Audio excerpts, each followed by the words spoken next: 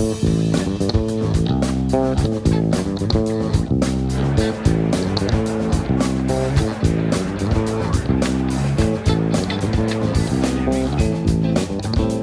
Newsa-Cast listeners, and those of you joining us on video here, we have a pretty cool throwback that really kind of ties right in with the episode when we look at officiating and the state of officiating in not only the state of Wisconsin, but also the entire country. We're going to take a look at NFL referee Jerry Markbreit, which is pretty incredible career. And Joe is right. When you see a picture of Jerry, you are going to know exactly who he was. Yes, nobody knows who he is until you see his picture. That is for sure. And yeah, those of you that are just joining us on YouTube, check out the Newsa-Cast. We had a few officials on that work high school games, college games, at all levels, D3, D1, and different sports. And we just talk officiating. We kind of talk about the state of officiating, each of the journeys of the officials that we had on. But we were lucky enough in 1990 at the Red Smith Banquet to have Jerry Markbreit join us as the main speaker, and he was still an NFL referee back then. So he was, big time, and the white hat gets a lot of face time in an NFL game. Yeah, and you look at his accolades: 4 Super Bowls, 10 divisional games, 8 conference championship games. I mean, that's a career right there. That's pretty incredible. And that doesn't even go back to all the, he reffed high school games, he reffed college games in the Big Ten. Right. So yeah, this is a pretty well-rounded person that you're going to be able to listen to in his experiences. Yeah, he is an enjoyable. He's a professional speaker. He is excellent at that craft, and I've always enjoyed somebody that can just really speak and tell great stories, and you'll get that out of Jerry. It's a lot of great officiating stories. I tell you, he's you see it all. You're right out there in the action, and with that comes a lot of great stories. Yeah, and speaking of great stories, he's also written 3 books. Yeah, so yeah. If you enjoy this and you enjoy his interview with the Red Smith Awards, go check out his books as well. Jerry Markbreit. Okay, here we go. A referee. He only has 6 other friends. They're all wearing the same uniforms. And then he has his own family, so he has a few more friends. And once in a while, the winning coach might smile at him. Jerry Markbreit is a National Football League referee. Prior to his current position as a ref in the National Football League, he was a football official in the Big Ten from 65 to 75. He joined the National Football League in 76 as a line judge, and since 78 has worked numerous postseason assignments, including 2 Super Bowls. Outside the world of football, Jerry works with the 3M Company, where he negotiates and trades millions of dollars of advertising, media time, and materials with business throughout the world. He has written 2 books, one The Armchair Referee, and his latest, Born to Referee.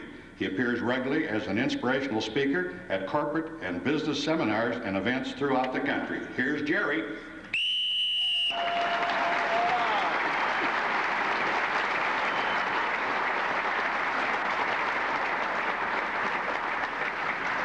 At last.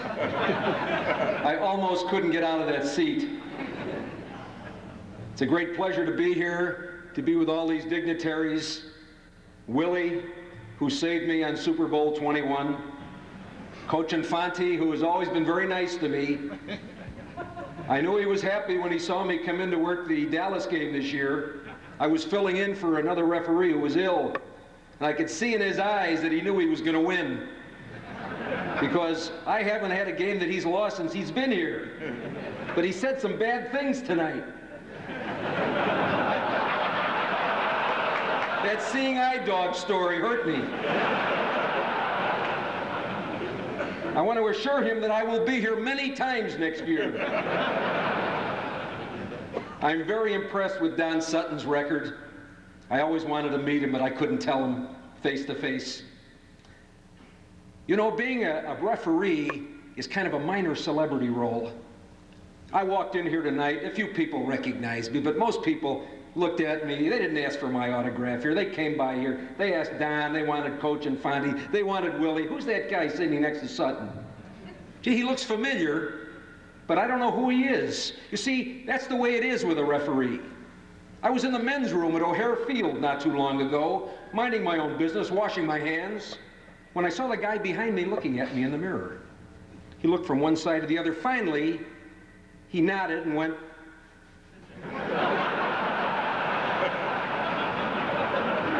I acknowledged it with a nod without turning. He patted me on the back and I walked out. That's the kind of recognition we get. They really don't know who we are. It's kind of fun that way. Now, I know everybody wanted to ask me, they saw me working in the San Francisco NFC Championship game. Who's going to win the Super Bowl? Who's going to win? Who's going to do it? I don't have any idea. I'm not an expert on football. I don't know how the Packers are going to do next year. I don't know who's going to win the game in 2 weeks. I'm an expert on officiating. I'm an expert on the rules of the game. Every time I tell a friend who I think's going to win, the other team wins. So I really don't even try. But I try to be the best I can be at officiating. I try to be perfect every game, and I have yet to escape without some mistake. Even tonight, sitting here, 2 innocent gentlemen walked up and said, listen, I don't want to insult you, but there was a call you made in the game Sunday. Why was Craig blown dead on that option pass? Can they have in the grasp on someone other than the quarterback? I said, no, but my body thought it was in the grasp. My mind said that his knee was on the ground, which it wasn't. And I'm still reliving that call. Fortunately, it had nothing to do with the game. But they wouldn't let me escape, even here at the Red Smith dinner. You know, in officiating, there are a lot of risks. You try to be the best you can be, but there are risks involved, and you can't escape. I try to go out there and be the best referee in the land. Sometimes things happen. In 1986, living in the Chicagoland area, in Bear Country, is there a single Bear fan here? My condolences to you Bear fans. I got a call from the league office early November. They said, look, we're going to give you your first Bear game. You have been in the league for 11 years, you've never worked one. It's late in the season, we're having a scheduling problem. They don't like you to work where you live. You live in the Chicago area, they keep you away from the Bears because, you know, if I made a bad call in that game, and they know I live in my own town, someone may come out and blow my house up. So they said, look, we're going to give you the Bear Green Bay game. It'll be a nothing game. Green Bay's only won 2 games. It was November '86, and I thought, gee, I'll have my crew out to my house for dinner. I'd never had them out to my house for dinner. It was terrific. My wife made a terrific dinner. We had everybody out, and it was a 12 o'clock kickoff. Typical dismal late November day, Soldier Field, drizzle, place stuffed to the gills, and the game started. Typical opening Green Bay Bear game. We had 8 major fouls in the first quarter. Then things quieted down. 2 minutes left in the second quarter when Jim McMahon rolled out to his right. This is the best town in the country to tell this story. He threw a pass right down the field. Now, as the referee, I don't watch the flight of the pass. I watch the quarterback. He's my guy, and I watch him no matter what. But I heard the crowd moan, and I knew the ball was intercepted. But I stood there watching as McMahon, head down, dejected, started walking slowly toward the sideline. When out of the corner of my eye, I saw number 94 Green Bay coming around Jim Covert, who'd been blocking him. He kept on coming, and I thought, he's going to stop. This play's over. 8, 9 seconds. 10, 11, 12.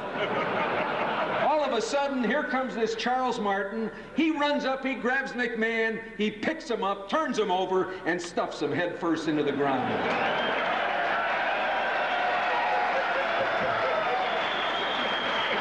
My flag hit the ground before McMahon did. I thought, brother, do I have one here? McMahon motionless, Martin on top of him. Martin pushes up and stands up, and Jim Covert, who'd seen this, came running from behind, and he hit him with everything he had right in the back, and down went Martin again. I looked at that thing and I thought to myself, today that is not a foul. It was obvious to me that Covert was protecting McMahon. Unfortunately, two of the other fellas on my crew flagged that foul. There were 3 flags on the ground when I heard a voice from my right. It was Ditka. Do I see 3 flags down? Yes, sir, I said. You always call him sir in Chicago. He said, does that mean you may have an offset? I said, it's possible. He said, if you do, you won't get out of here alive. By this time, Martin was up on his feet. I grabbed him by the arm. Now, we're not supposed to touch players. This guy's a good size, not tremendous. Average 6'5", 275. I'm not standing in a hole up here. I'm 5'9", 185. I grabbed this guy by the arm. I said, fella, you're out of the game. Let's go. He looked at me. He said, I'm not going anywhere with you.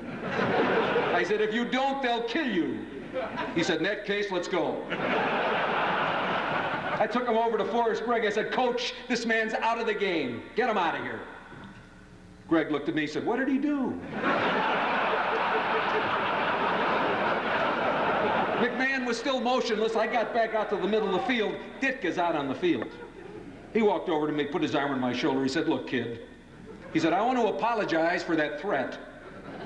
He said, I shouldn't have said that. He said, I want you to know that I've talked to my staff. We'll do everything in our power to get you guys out of here.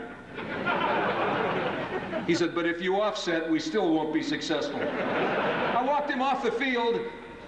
I said, Coach, we'll handle this. I talked the other 2 fellas into picking up their flags. We wound up with a disqualification. The Bears won 12-10. It was the worst violent act of the 1986 season. I didn't know whether I had done the right thing by ejecting this guy or not. Nobody, to my recollection, had ever been kicked out of the game for something other than a fight. The next day, the league office was very pleased. I got the highest grade you can get. I got a 7 on the call, and I also got the Super Bowl that year. I'm convinced that that call got me the edge for the Super Bowl. But the risk of making the wrong call in your home stadium was devastating to even think about. The risk of officiating in a situation like that could be absolutely the end of your career. So talk about risk. Now, a couple years earlier, there was another. I don't know why, but Green Bay was also involved in this one. It was in Milwaukee. Minnesota was down there playing, and just before we walked out on the field, the FBI man who acts as NFL security walked in. He said, where's Markbreit? I said, I am. He said, I'd like to talk to you. I thought the guy wanted my autograph. He said, look, somebody has threatened to shoot Lynn Dickey on the field. He said, and we called the league office. They said, you stand right next to him.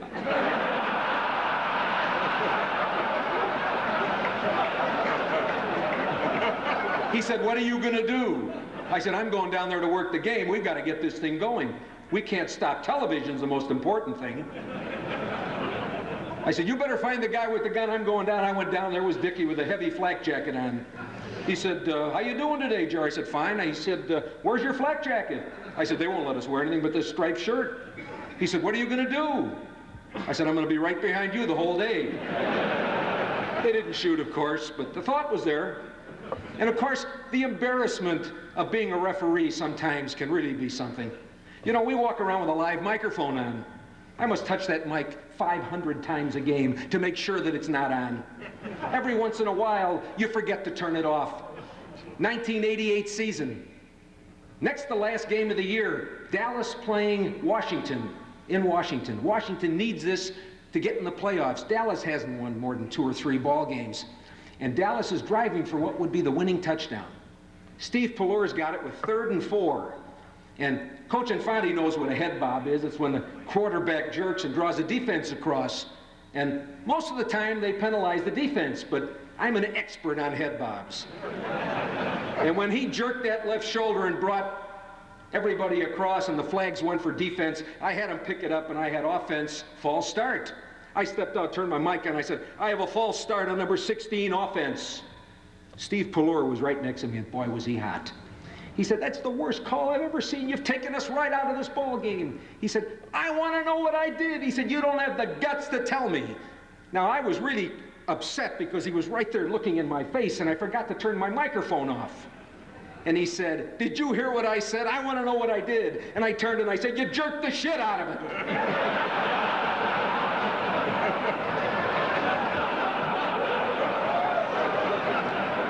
And I heard that word come out over the stadium microphone.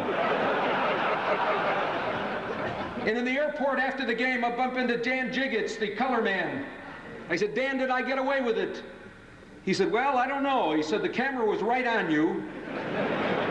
And 80% of the United States were watching. The next morning in USA Today, there was a small article that said, referee Jerry Markbreit's earthy retort to Steve Pallure was heard by 80% of the United States. So you really can't escape. And now you say to yourself, why would anybody want to do this? I mean, I have a regular job. I'm a family man. Why would anybody want the pressure of being out there on the spot? I like the thrill of finding out what's going to happen Sunday. I can't wait to get out there every Sunday. At 55, I'm just as excited as I was when I was a little boy and my dad and I used to go fishing.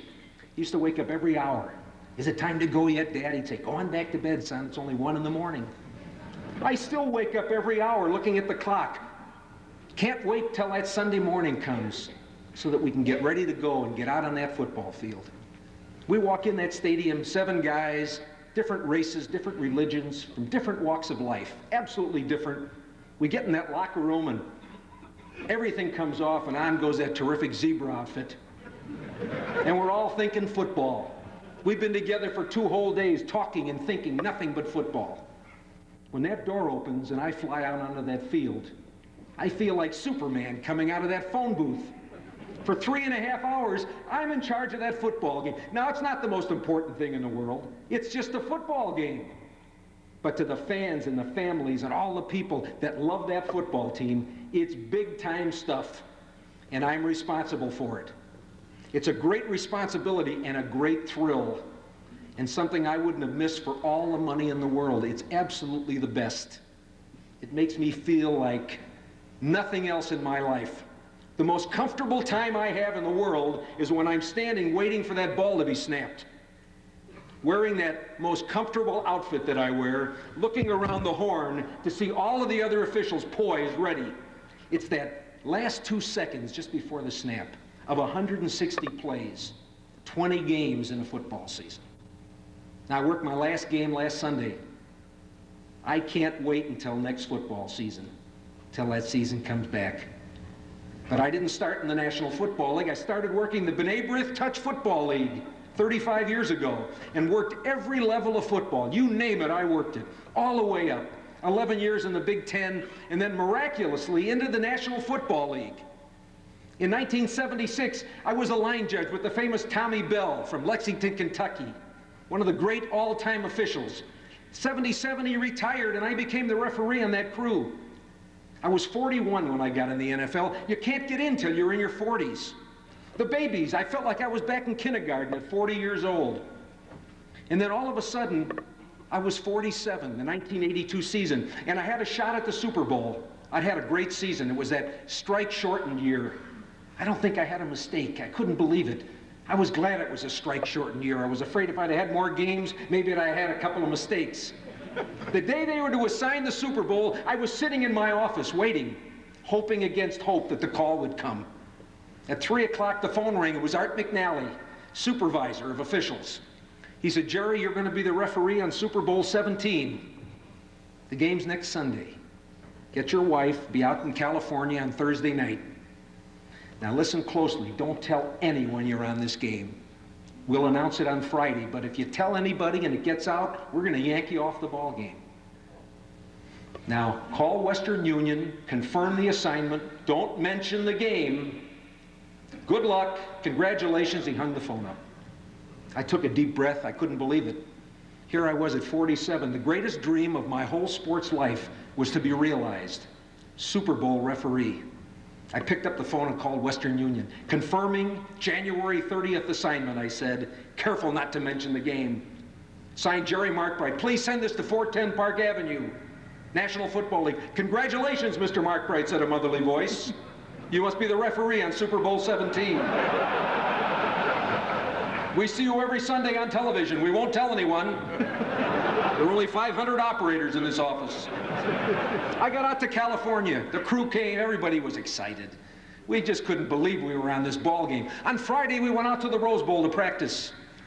We walked around the field 18 times. We met the press. We practiced the toss of the coin. We did everything. Team introductions. It was really exciting. On Friday night, we went to the commissioner's party. The dignitaries and movie stars. I couldn't believe that I was even involved in this. Saturday, we had our pregame meeting, and Saturday night, there's a special Super Bowl Mass. Monsignor Duchamp comes in from New Orleans. It's a wonderful Catholic Mass that's been done since 1970. Everybody goes, the officials and the dignitaries and everybody involved in the Super Bowl. It was Saturday night, and here I was sitting in this Catholic Mass. Now, I happen to be Jewish. I'm the only Jew in the United States, I'm sure, that knows the Catholic Mass by heart. You see, I've been in Mass every Sunday morning for 14 years. When I came in the league, Tommy Bell said, look, kid, we've got 3 Catholics on this crew. I know you're Jewish, I'm Baptist, but we all stay together from the time we come into town till we go home. He said, what do you think about going to church? Have you ever been there? I said, no. He said, well, you're going, aren't you? And I said, yes. Well, I'm afraid to work a game now without being in church. And every time they mention Israel in the Mass, my crew turns to me and nods. I sat in this Mass praying that everything would go well for the crew and myself. And the morning of the game came and we were in the Rose Bowl. It was time to go out. The phone rang. It was Don Weiss, assistant to Pete Rozelle. He said, they've decided to use a special commemorative coin for the toss. It's sterling silver. The helmets are tails. We don't have time to bring it in. Don't worry about it. And he hung the phone up. And the knock on the door, it was security, and they said, gentlemen, it's time to go, and out we went. Unbelievable, the flowers and the colors, and 105,000 in the stands, and 100 million people on television watching the Super Bowl. I stood there on the sideline waiting, and I heard my name called. Elroy Hirsch was the honoree to throw the coin up, and he was waiting there, and we talked for a second, and I heard, referee Jerry Markbreit will come to the middle of the field to conduct the toss of the coin. Wobbly-legged, heart-pounding, out I came into the middle of the Rose Bowl. 10 captains came out. 5 Miami on my left, 5 Washington on my right. Bob Kuchenberg was to call the toss. Joe Theismann was the captain on the other side. Out came Elroy. He gave me the coin, and I looked at Cooch and I said, you'll call it in the air, the helmets are tails. Neglecting to look at the other side, there was no problem. I gave it back to Elroy, and up went the coin. As it went up in slow motion, the way I always put everything, that's the way we're able to see all these calls. We put everything in slow motion. I scanned the audience, realizing that in a minute or two, the biggest game and thrill of my life would begin. Kuchenberg called tails, and I looked him right in the eye like I always do, and I said, you call tails, Captain. The coin went up, and down it came into the grass. I took a deep breath. I looked down at the coin, and I saw those 2 helmets looking up. It was simple. They were players with helmets on. It looked exactly like heads, and I looked at Joe Theismann. I said, it's heads, you win the toss. Hirsch pulled my shirt. He said, I think it's tails, not heads. I reached over and turned my microphone off, realizing that I just screwed up the toss of the coin in front of 100 million viewers. I reached down into the grass and picked this coin up and looked at it. One side had the helmets. The other side had 2 players holding helmets under their arms. I didn't know which was which and still didn't know which side was which. And I said to Cooch, what did you call? He said, I called tails. I showed him the helmets. He said, that looks like heads. I flipped it. He said, that also looks like heads. I looked at Theismann. I said, you still win the toss. Theismann stepped out toward me and he said, you know something, I got to say this. He said, when I was at Notre Dame, you used to work all our games. He said, you were lousy then. How could they ever have selected you for this assignment? Well, finally, one of my crew members saved the day. I was so humiliated. I wanted to die. Here I was on the biggest day of my life, and I had ruined the game before it had even started. Well, we got it going, and the game flew by, and it was a good football game. And I hardly remember what happened because I was the last man hiding in the shower. When the call came that Commissioner Rozelle was coming in to congratulate the crew. Rozelle was in before the game, but he never comes in afterward. He's about 6'3", beautifully tanned, magnificent. Makeup man at his side at all times. The door opened and in he came. Gentlemen, the finest officiating in the 17-year history of the Super Bowl. Then he walked over to the shower where I was, parted the curtain, looked in and said, "Once you got by the toss of the coin." Now I have some friends that taped the game. I've never watched it. It's 6 or 7 years ago. I just don't have the guts to look at the tape. Even at high speed, I don't want to see me standing there with that coin. But I was watching the Bears play in New Orleans on Super Bowl 20. Red Cashin was the referee from Bryan, Texas. They were ready to go out for the toss. Everything was set. The Bears were the designee to call the toss. Gary Fensick was going to call it for the Bears. But at the last minute, the rumors flew that Walter Payton was going to retire. They better let Payton call the toss. Told everybody, told Red, security. They got to everybody except Payton. Out to the middle of the field they came. Red went through the whole spiel, and up went the coin, and he looked right at Payton. He said, "Captain Payton, call it in the air." Payton was talking to Dan Hampton over his shoulder when his name was called. "Huh?" he said as the coin went up. Red heard him say something, didn't know what. Coin landed in the grass. He was hoping someone would save the day. Finally, out of desperation, he looked at Payton. He said, "Captain, what did you call?" Payton stepped out over the coin. "I called tails," he said.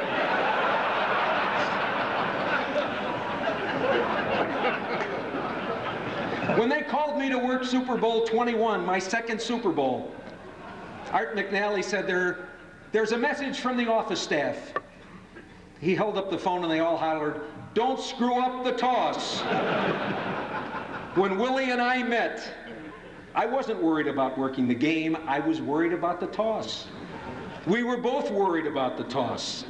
And mutually we decided that there would be no error because he would help me. And you know that we both got through the toss and we had a heck of a good football game. But I think the whole message here is that you got to be able to laugh at yourself. Have to be able to enjoy the mistakes that you make and be able to tell other people. Took me a couple years to be able to talk about the toss. You know, when you think you're so good, so terrific at everything, that's when you fall on your face. You can't crawl away and die. You live with it for the rest of your life. When I saw Willie in there, you know what he did?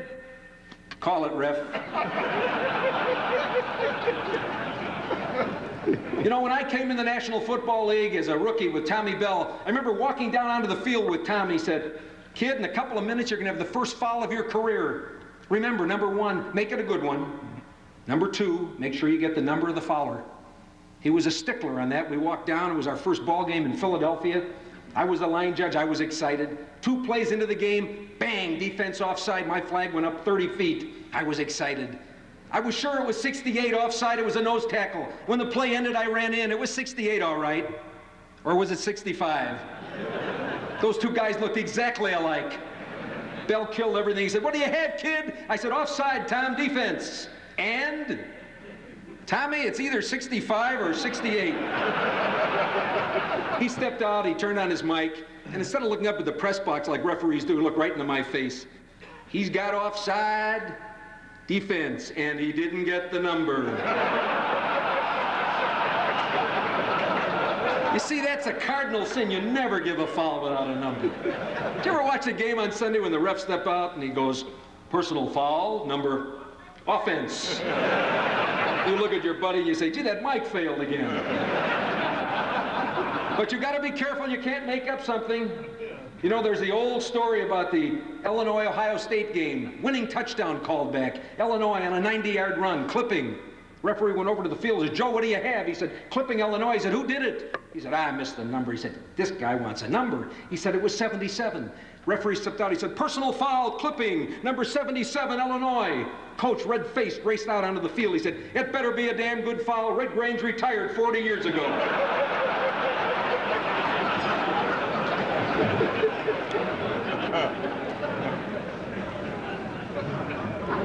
Along with the humor, of course, you got to be tough.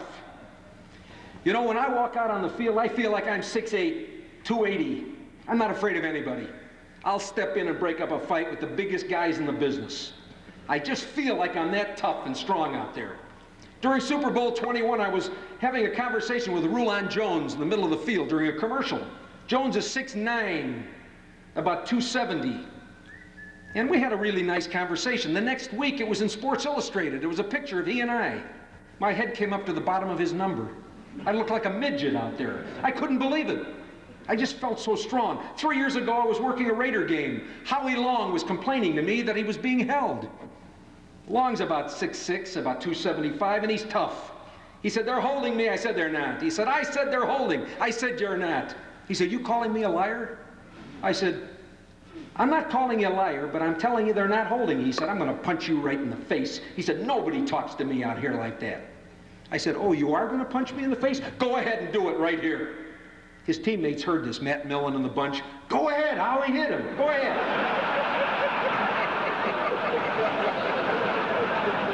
I said, "Go ahead, either do it or shut up and back away."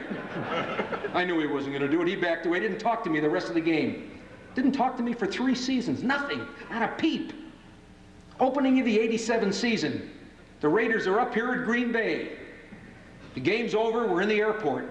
I'm walking through the bar to get to the restaurant where the officials are having a sandwich, where all my gear was, when Tom Flory stopped me and asked me about a play in the game, and I heard a voice from the bar say, "Is that you, Markbreit?" I looked over, and there at the bar was a set of shoulders like that. It was Long. He said, "I've been waiting 3 years to get you off the field. We're going out in the hall now to settle this." He got up from the chair, he turned, I went for my flag. He walked over, he put his arm on my shoulder, he said to Flores, "This is the toughest referee in the league." He said, "This guy tried to pick a fight with me right in the middle of the football field." Well, 8 weeks later, the Raiders were up at Seattle. It was the Bo Jackson 220-yard game. Somebody hit me from behind hard, and I was on my rear end, seeing stars, when I felt someone picking me up off the ground. I thought it was somebody on my crew, tucking my shirt in, putting my hat back on my head. I looked over my shoulder. It was big number 79. It was Long. Big smile on his face. Patted me on the fanny and whispered in my ear, "Little guys like you have to be protected." He really liked me because I was so tough. And of course, the best part of being in the NFL, every once in a while you can get something special, meet someone special, get involved with somebody wonderful. After Super Bowl 21, I got a letter from a little boy in Scottsbluff, Nebraska. "Dear Mr. Markbreit, you're my favorite referee. I wear a number 9 shirt every time I watch a football game. Could you send me an autographed picture? Something about yourself?"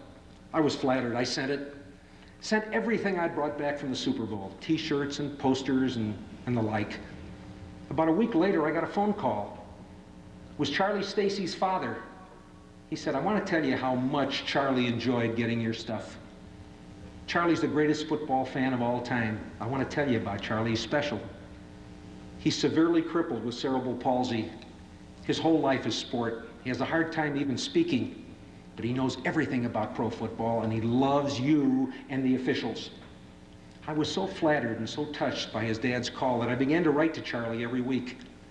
I got a program from each game, and on Mondays after each ball game, I would write Charlie a letter telling him what went on in the ball game, something special, inside stuff that we're not supposed to talk about, that nobody knows but the officials. I wanted him to have something inside of football. This went on all year, and we got very friendly, and I was getting audio tapes every month from he and his dad. And I called him on his birthday, and we really got really close. I was hoping I'd get a game in Denver because John Elway's his favorite player in the whole world. Denver, his favorite team. They live about 3 hours from there, Scottsbluff, Nebraska. I didn't get a game during that year, but I got the January 10, 1988 Houston-Denver playoff game, and I sent 4 tickets to the family. They promised they'd come. We were going to meet at the 30-yard line, and at 1:30 on game day, down I went, and there they were. There was the mom and the dad and the sister and little Charlie, and I had it all prearranged. Over the fence came Charlie Stacy in my arms. I had John Elway, Rulon Jones, and Keith Bishop waiting there. They took this little boy and walked him all around the field. They spent 5 minutes with him. He got all kinds of souvenirs from the team. It was the biggest thrill of his life. Absolutely unbelievable. When they brought him back to me, he hugged me so hard and told me he had the best time he'd ever had in his life. I kissed that kid so hard on the face, gave him back to his dad, and went upstairs. Came down 3 minutes before kickoff, and his mom was standing at the fence. She said, "I want to tell you what Charlie said. He told us he had the best time he ever had, that he never thought he'd ever have a thrill like this. And he didn't want us to be mad because he told us he was never going to wash his left cheek again for the rest of his life because he didn't want to wash that kiss off." Well, this is our 3rd year now. He's doing terrific in school. We talk on the phone all the time. I continue to write. If he ever publishes those letters, I'll be fired instantly.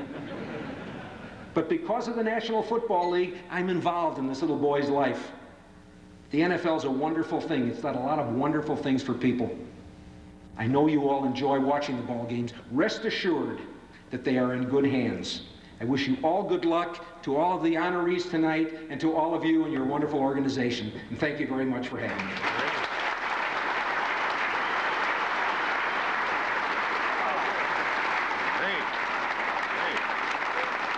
Please subscribe to the channel, give this video a thumbs up, and hit that notification bell so you'll get notified when we post another great episode or interview. Okay, I want to hear it. Doesn't this banquet rate as one of the best we've ever had? How about it? Download the podcast on Apple Podcasts, Spotify, or wherever you get your podcasts. Thank you for your support. Thanks to Don, Willie, Jerry, you've made Appleton, Wisconsin famous again. Thank you very much, ladies and gentlemen.